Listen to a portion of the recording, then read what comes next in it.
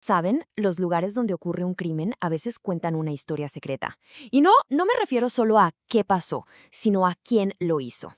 A ver, vamos a meternos de lleno en esto, porque cada crimen, fíjense, deja un puntito en el mapa. Y si juntas varios de esos puntos, de repente puedes dibujar el rostro de un fantasma. Ok, para entender esto, vámonos a un lugar y a un momento específico. Santander, España. Estamos en 1987. Imagínense una ciudad costera, súper tranquila, de esas donde parece que nunca pasa nada. La vida va a su ritmo, sin problemas, pero lo que nadie sabía es que una sombra, una amenaza silenciosa, ya se estaba moviendo por sus calles y estaba a punto, pero a puntito, de desatar el pánico. A ver, todo empezó de una forma que casi ni te das cuenta. En abril del 87 encuentran a una señora mayor fallecida en su casa. Ok, cosas que pasan. Pero luego encuentran a otra y después a otra. Durante meses, cada muerte se registraba como causas naturales. Digo, eran mujeres ya grandes, ¿no? Parecía lógico. Pero todo cambia en enero del 88. Un periodista recibe una llamada, un pitazo que lo cambia absolutamente todo. Y ahí es donde se prende el foco rojo. A ver. Esto no son muertes aisladas. Aquí hay algo más. Hay un patrón. 16. Uf, ese fue el número final. 16 mujeres de entre 61 y 93 años, todas asesinadas en la seguridad de sus propias casas. La prensa, claro, no tardó en darle un apodo, el Mataviejas. Y de pronto, la tranquila ciudad de Santander se estaba enfrentando a su peor pesadilla, un asesino en serie que además se movía entre ellos como si nada. Bueno, esto nos lleva justo al corazón del problema para los investigadores, ¿no?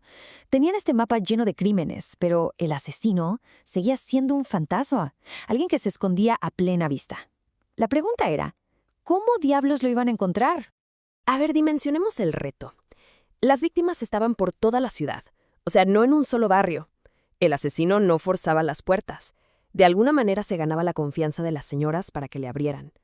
No dejaba casi pistas. No había testigos claros. Nada. La policía tenía un mapa lleno de puntitos rojos, sí, pero ninguna dirección, ninguna pista real. Era, literal, buscar una aguja en un pajar.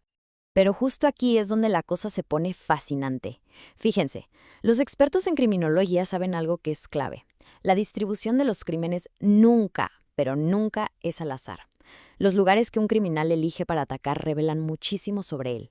O sea, ese mapa de crímenes no es solo un registro del horror. No, es la pista más importante que tienen. Y esto nos lleva a una técnica súper interesante que se llama perfilación geográfica. A ver, ¿qué es esto? Piénsenlo así.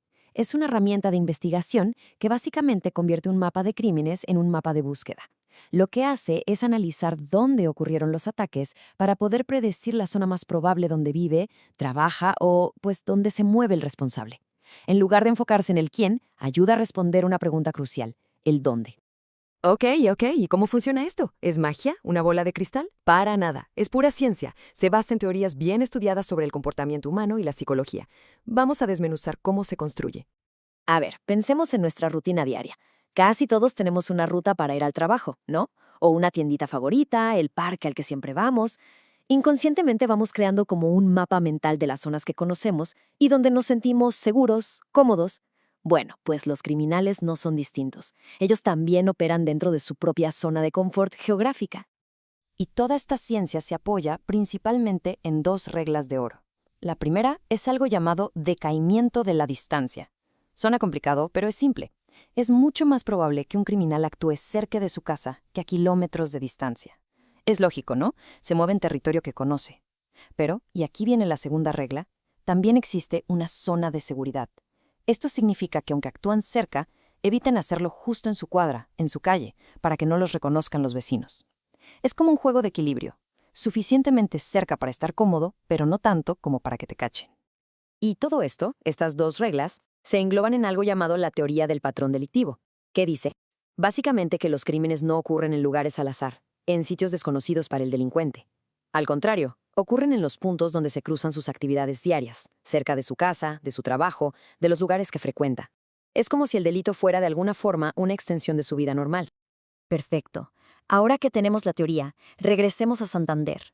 Con todo esto en mente, vamos a ver exactamente cómo los analistas usaron esta ciencia para ir de cacería, para cazar al mataviejas. Crear un geoperfil es un proceso muy metódico. No es nomás de poner puntos en un mapa y ya. Paso 1. Asegurarse de que todos los crímenes que se van a analizar son del mismo autor. Es crucial. Paso 2. Recopilar cada una de las direcciones y datos de ubicación.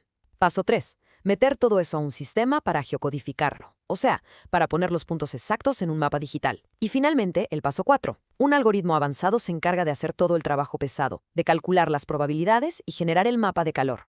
Pero claro, el caso de Santander no era nada sencillo. Tenía sus complicaciones. De los 16 asesinatos, solo pudieron mapear con precisión 12 lugares. La mayoría sí estaban en el centro, pero ojo, uno de ellos estaba a 6 kilómetros al sur, en las afueras. Y eso, pues, dispersa el patrón, lo hace más difícil de leer. Además, el asesino era muy astuto, así que los datos geográficos eran prácticamente la única pista sólida con la que contaban. Y aquí es donde entra la tecnología a salvar el día. Los analistas usaron un programa de software especializado llamado Rigel. A este sistema le metieron los datos de 11 de las ubicaciones más confiables. Descartaron una porque estaba demasiado pegada a otra y podía sesgar el resultado. Y entonces el programa se puso a trabajar, a procesar todos esos puntos dispersos para encontrar una conexión que a simple vista era invisible. Y el resultado fue esto, un geoperfil, que en esencia es un mapa de calor, tal cual. Las zonas que se ven más calientes, en rojo, son las de mayor probabilidad. Es ahí donde el sistema predice que el asesino tiene su ancla, o sea, su casa, su trabajo, su base de operaciones. Las zonas más frías, en azul o verde, son menos probables. Es básicamente una guía visual para que la policía sepa a dónde dirigir sus esfuerzos. Ahora, la pregunta del millón, ¿qué tan preciso fue? Bueno, agárrense. Fue increíblemente preciso. La casa del asesino se encontró dentro del 2.6% del área de mayor probabilidad que señaló el mapa. O sea, imaginen toda la ciudad como área de búsqueda y la tecnología la redujo a una fracción minúscula. Una precisión, de verdad, asombrosa. Y el punto clave es este. Esa zona caliente del mapa apuntaba, sin lugar a dudas, al barrio donde vivía un hombre llamado José Antonio Rodríguez Vega. La ciencia había funcionado. El mapa literalmente había señalado la guarida del monstruo. Con esta información en mano, la policía pudo enfocar toda su vigilancia en esa área y, finalmente, lo detuvieron en su casa. Pero, a ver, es súper importante entender algo aquí. Esta tecnología es increíblemente poderosa, sí, pero tiene un rol muy específico. No es una bola de cristal mágica y definitivamente no es una sentencia judicial. Y esto es importantísimo. Es la clave de todo. Un perfil geográfico no prueba la culpabilidad de nadie.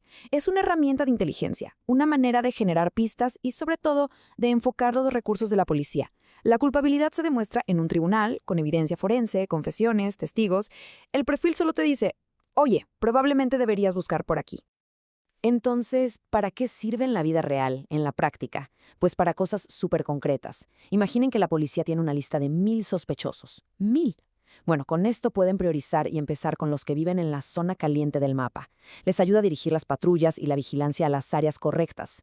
O si van a hacer pruebas masivas de ADN, que cuestan una fortuna, ya saben por dónde empezar a tomar muestras. En resumen, hace que la investigación sea mucho más inteligente y eficiente.